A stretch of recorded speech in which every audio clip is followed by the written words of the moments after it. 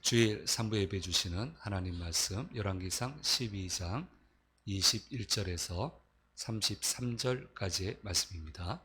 화면에 비춰지는 말씀을 교독으로 읽을 때 살아계신 하나님의 음성을 듣는 시간이 되시기 바랍니다.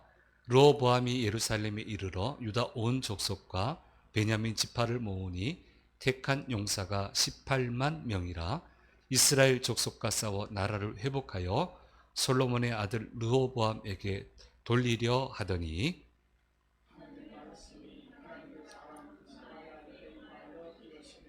솔로몬의 아들 유다왕 르호보암과 유다와 베냐민 온 족속과 또 그 남은 백성에게 말하여 이르기를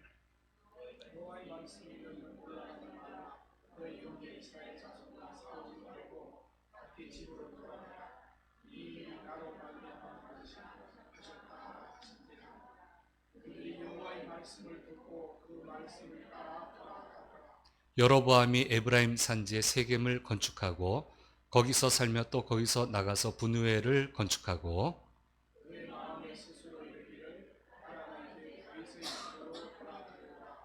만일 이 백성이 예루살렘에 있는 여호와의 성전에 제사를 드리고자 하여 올라가면 이 백성의 마음이 유다 왕 된 그들의 주 르호보암에게로 돌아가서 나를 죽이고 유다의 왕 르호보암에게로 돌아가리로다 하고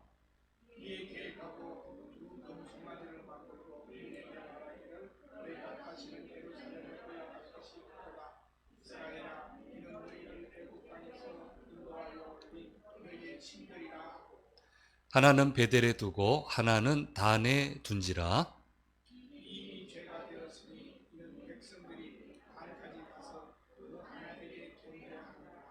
그가 또 산당들을 짓고 레위 자손 아닌 보통 백성으로 제사장을 삼고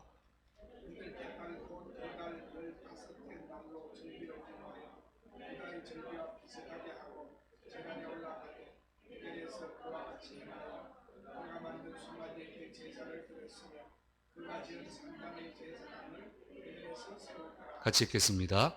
그가 자기 마음대로 정한 달 곧 여덟째 달 15째 날로 이스라엘 자손을 위하여 절기로 정하고 베델에 쌓은 제단에 올라가서 분향하였더라. 아멘.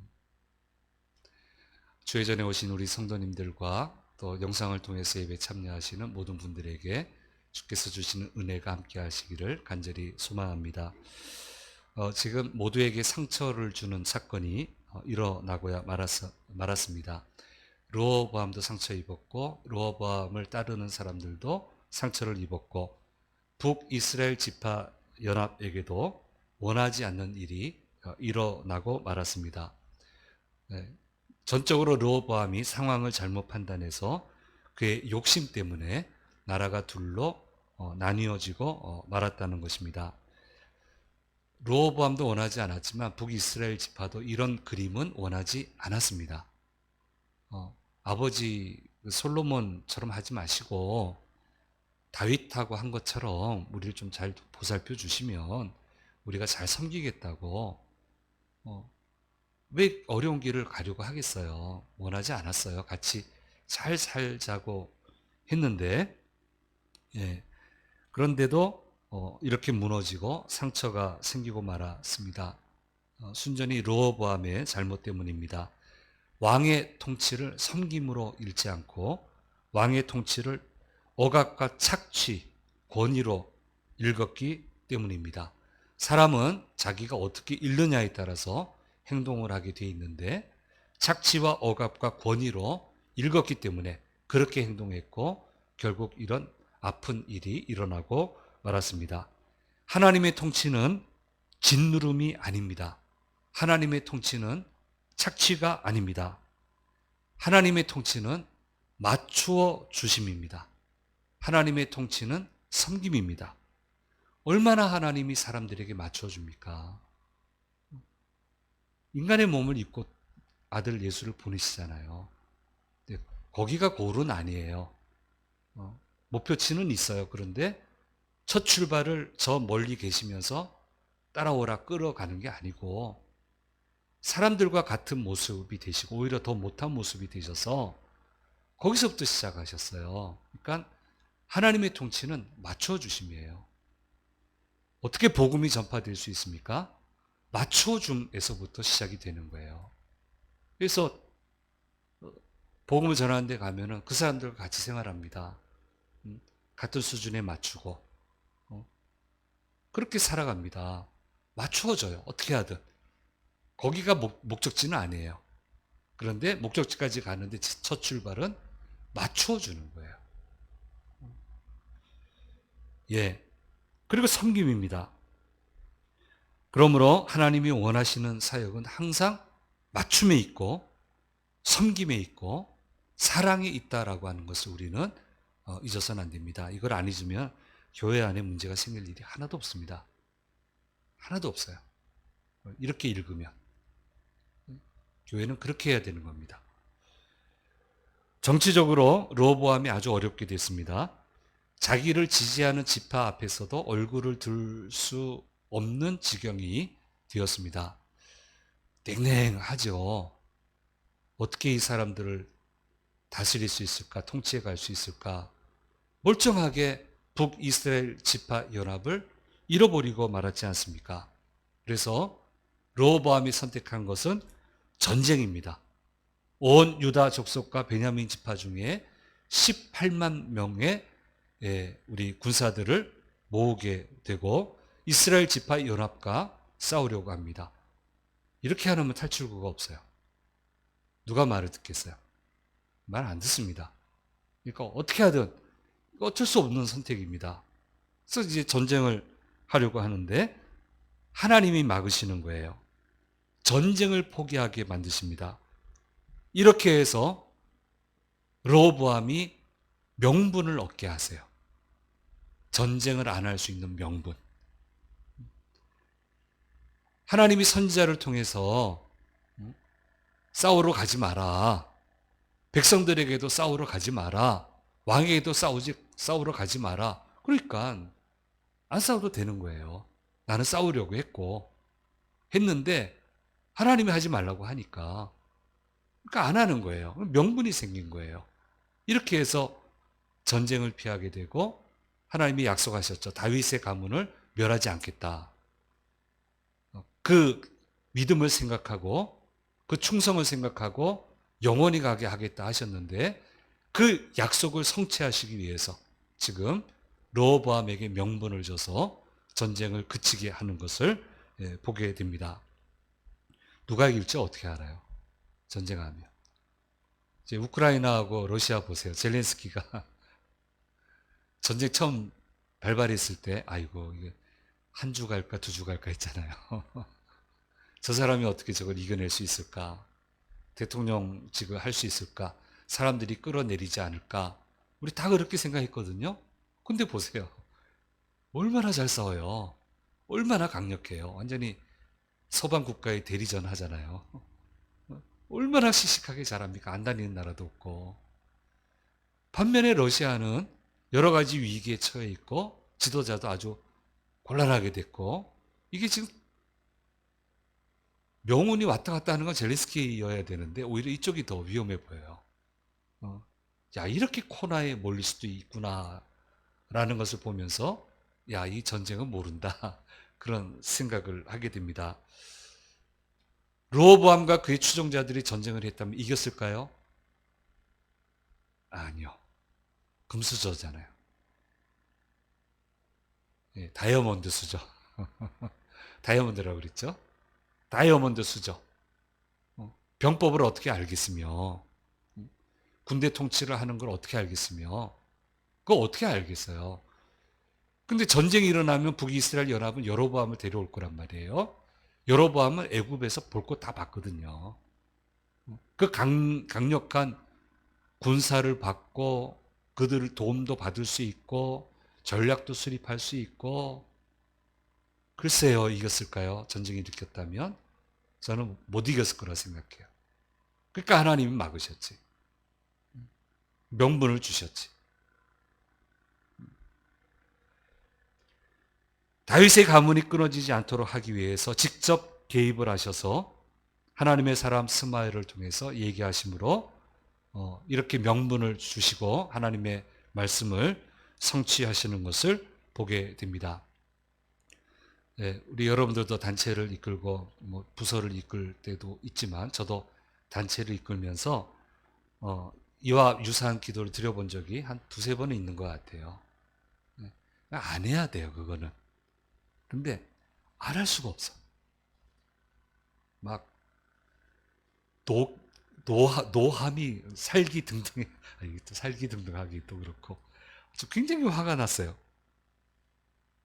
결정권은 저한테 있는데 사실은 이건 하면 안 되는 거예요. 안 할 방법이 없어요.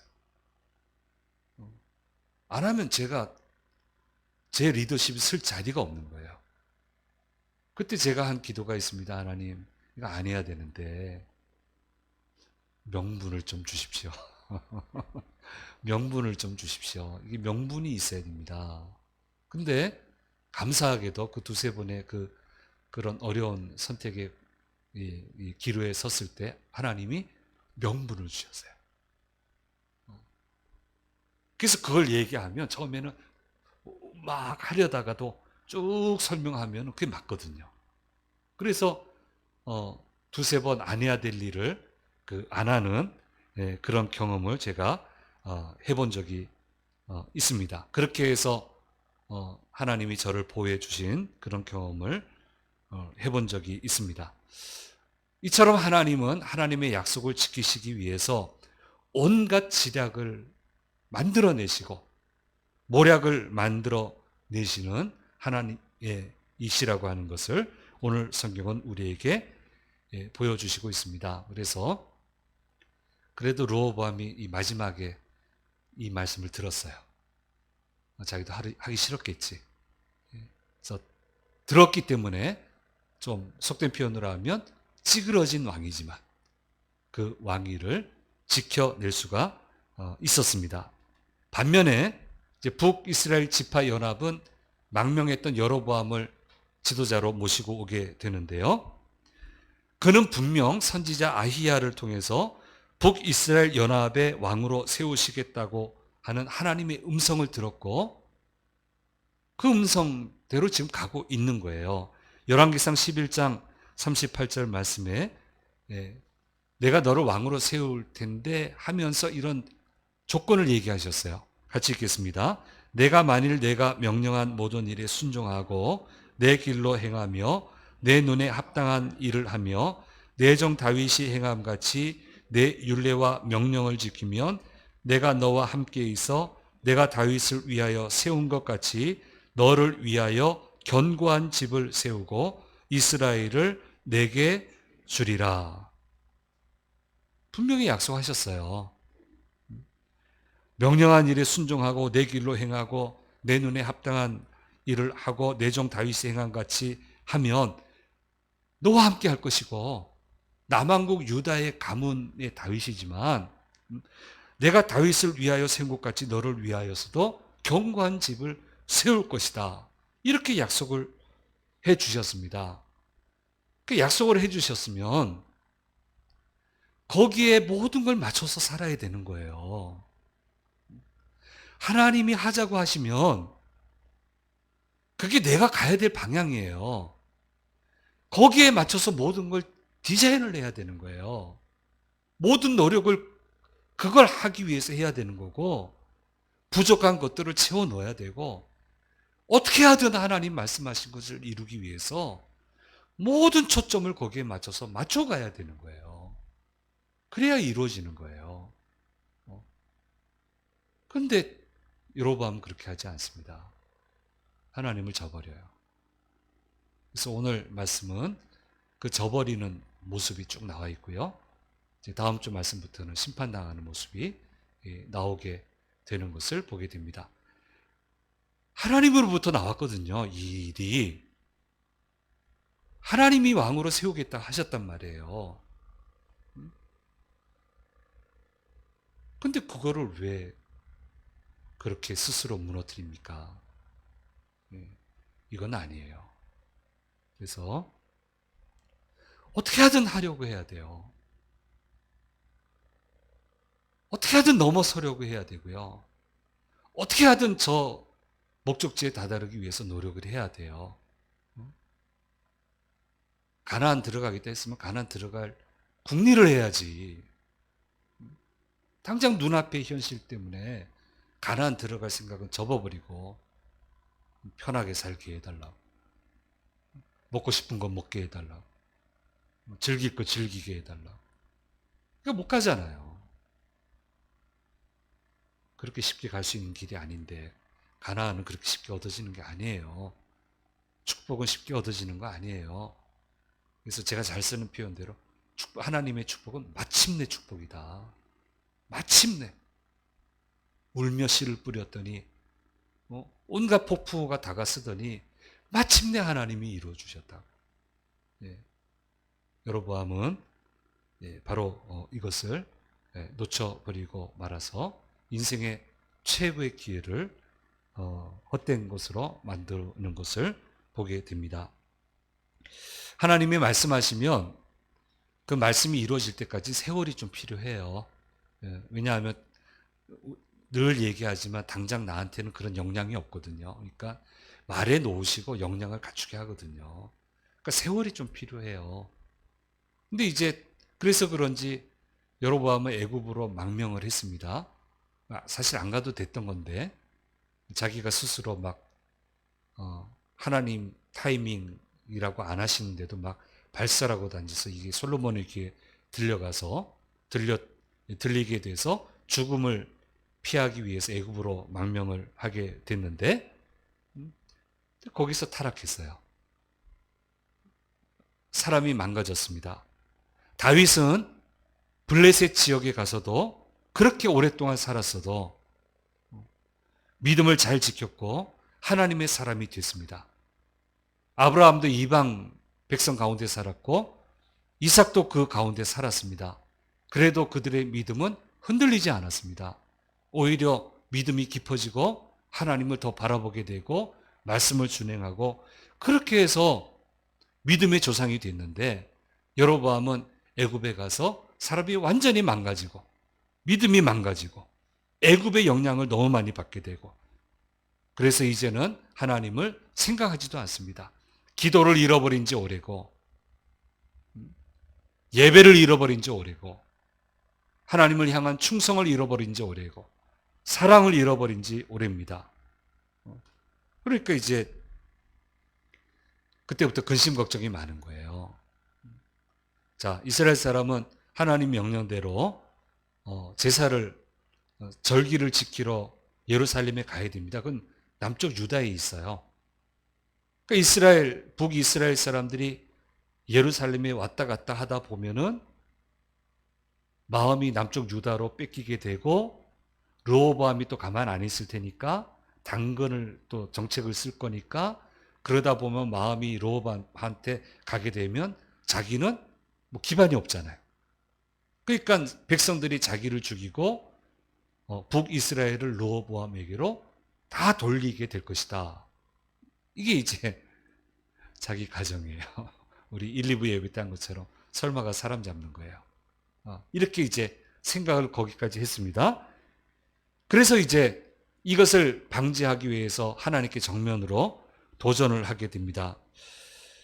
아무리 상황이 그렇더라도 기도하면서 하나님 다른 길을 달라고 살 길을 달라고 기도했다면 하나님이 길을 주실 텐데 주님 제가 아무리 그렇다고 해도 하나님을 떠나는 길을 갈 수는 없지 않습니까?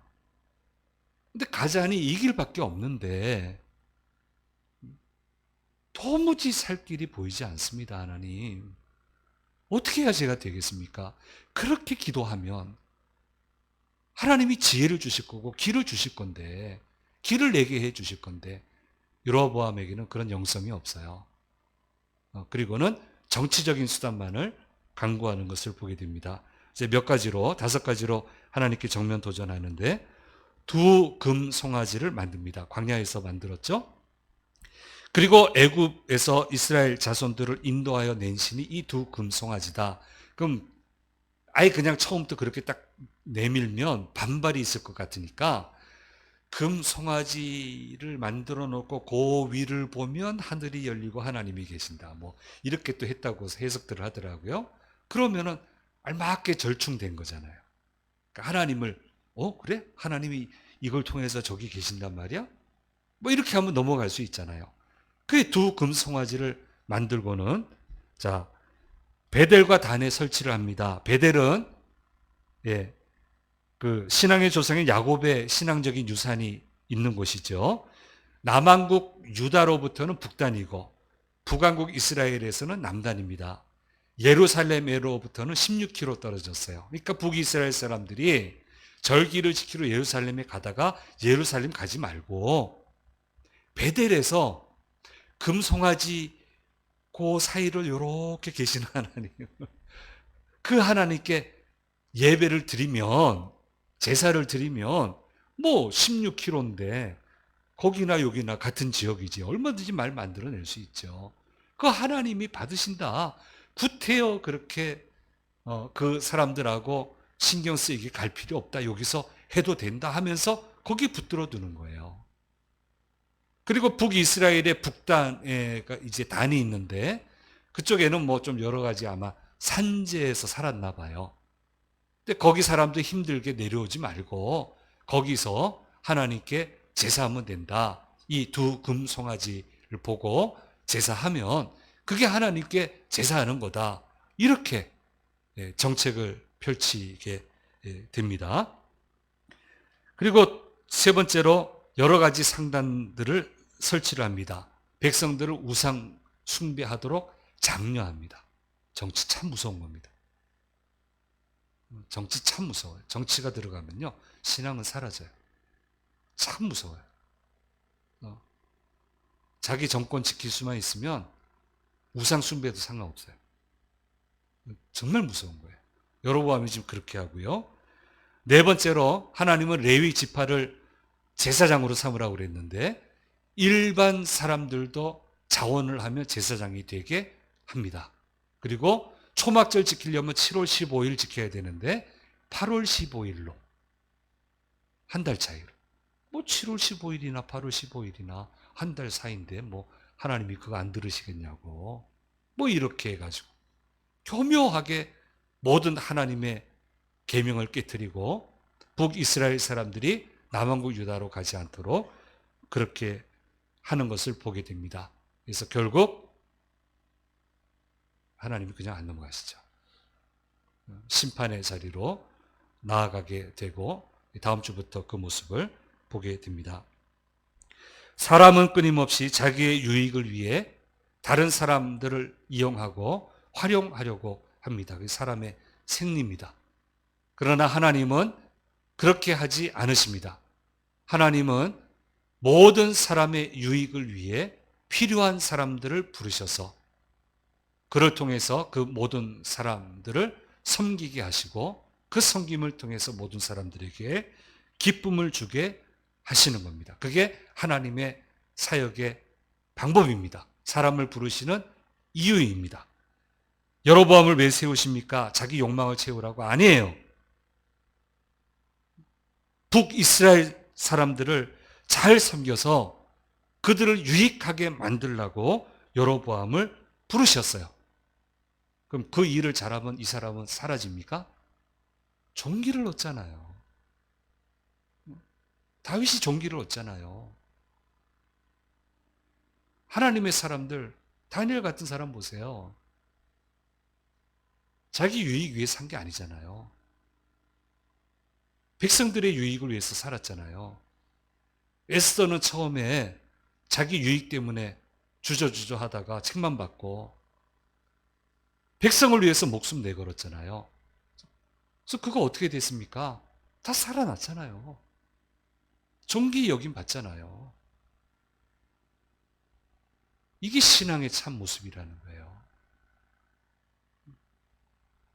믿음이 타락하면 자기의 유익을 위해서 다른 사람들을 이용하고 활용하려고 합니다. 있습니다. 왜 없겠어요? 그건 타락한 거예요. 그건 신앙이 아니에요.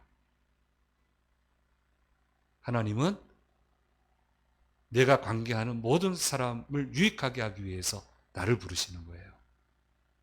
그리고 그들을 위해 기도하게 하시고 그들이 기쁜 일을 경험하는 것을 보고 나로 기뻐하게 하시고 그렇게 하다 보면 내 인생을 돌봐주시고 그렇게 해서 영광스러움을 살게 하셔서 나도 영광스럽게 살고 내가 관계하는 모든 사람을 영광스럽게 살게 하고 그렇게 살도록 부르시는 것이 하나님의 부르심이란 말이에요. 예, 우리는 이것을 잊어서는 안 됩니다. 그래서 참 안타까운 사람들입니다. 하나님이 분명히 부르셨는데 분명히 제시하셨는데 길도 가르쳐 주셨는데 어떻게 이렇게까지밖에 못할까? 사랑하는 여러분, 언제 어디서든 어떤 상황에서든 하나님의 말씀을 듣는 사람은 살아날 길이 있습니다. 그러나 반대 경우에는 반드시 탈이 나고 마는 것입니다. 그리고 어느 길을 선택하든 그 결과물은 자기가 져야 되는 거예요. 예.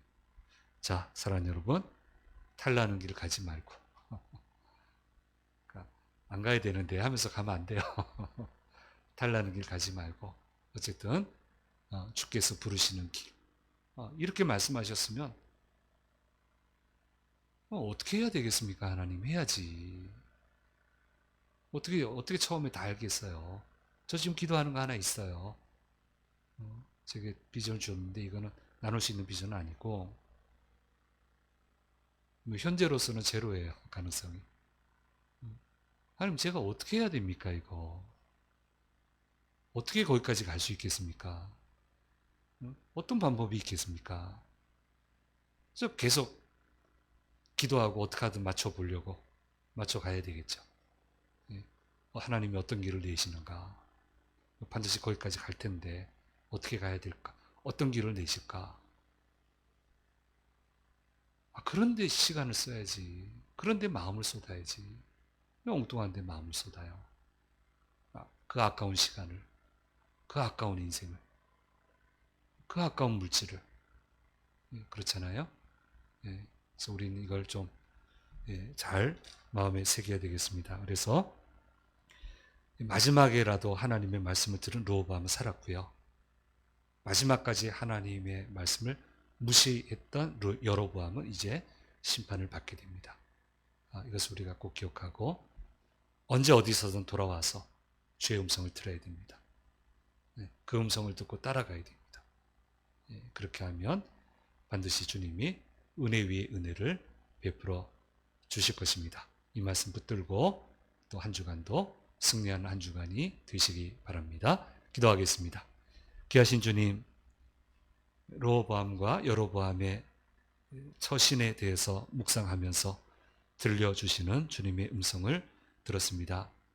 약속을 지키시기 위해 명분을 주신 하나님이셨고 받아들인 르호보암은 살아났습니다. 그러나 분명히 하나님이 불러 세우셨지만 하나님의 말씀을 무시했던 여로보암은 이제 사망의 길로 달려가게 됩니다.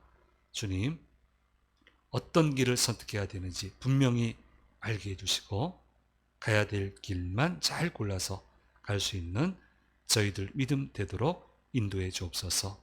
말씀하시면 이루시는데 어떻게 하면 되겠습니까?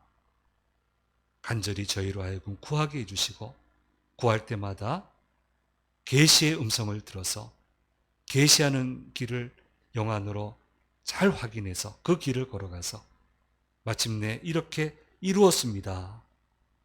고백하는 저희들의 복된 생이 될 수 있도록 주여 도우시고 인도해 주옵소서. 모든 위험에서 건지시고 넉넉히 이기는 귀한 한 주간이 되도록 도와주시옵소서. 감사드리고 우리 주 예수 그리스도의 이름으로 기도드립니다. 아멘.